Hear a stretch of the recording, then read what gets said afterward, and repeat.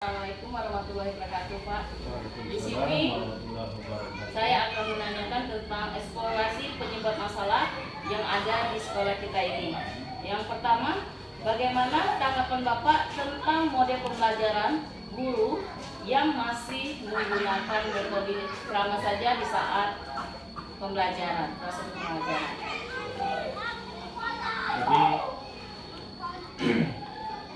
model pembelajaran di sekolah atau pemakaian metode pembelajaran di sekolah itu tergantung dengan kondisi sekolah tersebut, sarana prasarana yang ada.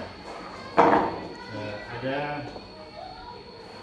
guru kadang-kadang masih menggunakan metode ceramah, itu kadang-kadang disebabkan oleh dua faktor sebenarnya.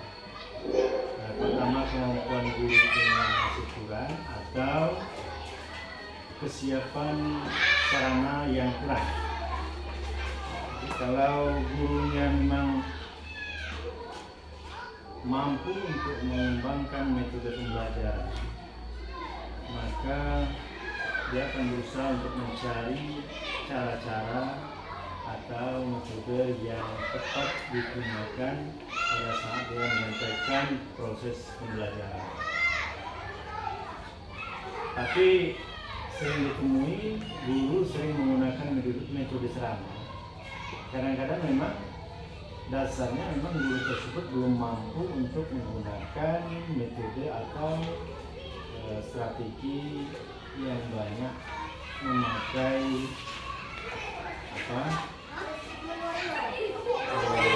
alat bantu.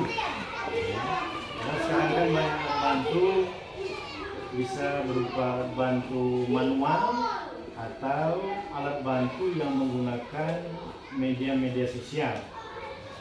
Jadi semuanya tergantung dengan kemampuan guru tersebut.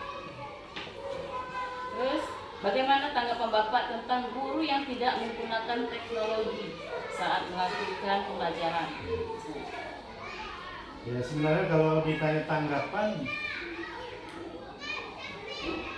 ya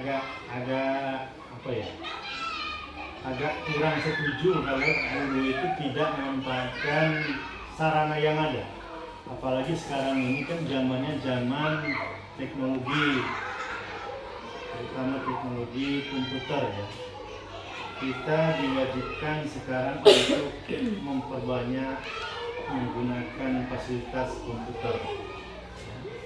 Dengan kita menggunakan fasilitas berupa media berupa komputer, mungkin juga media digital yang lain seperti HP, maka proses belajar mengajar itu akan menjadi hidup dan kemudian akan menghasilkan hasil pembelajaran yang lebih baik dan akan menambah wawasan anak didik kita.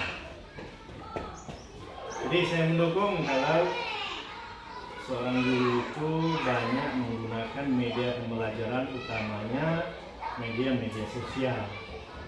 Itu media kekinian. Terus Pak, aktivitas proses pembelajaran, selama proses pembelajaran sekarang kan banyak siswa-siswa kita itu yang pasif, maksudnya dia lebih diam saat proses pembelajaran. Kitanya juga anak-anak itu tetap diam. Bagaimana Pak cara membangkitkan agar anak tersebut jadi aktif di kelas, menjadi hidup seperti itu? Dalam prinsip pembelajaran itu ada langkah-langkah yang harus ditempuh oleh seorang guru. Yang pertama adalah penguasaan kelas.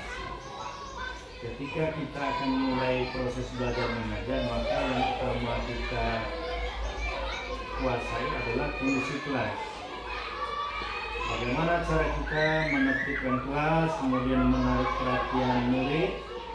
Lalu setelah murid tertarik fokus pada proses pembelajaran, maka dengan sendirinya kita seorang guru akan mudah untuk melaksanakan proses belajar mengajar.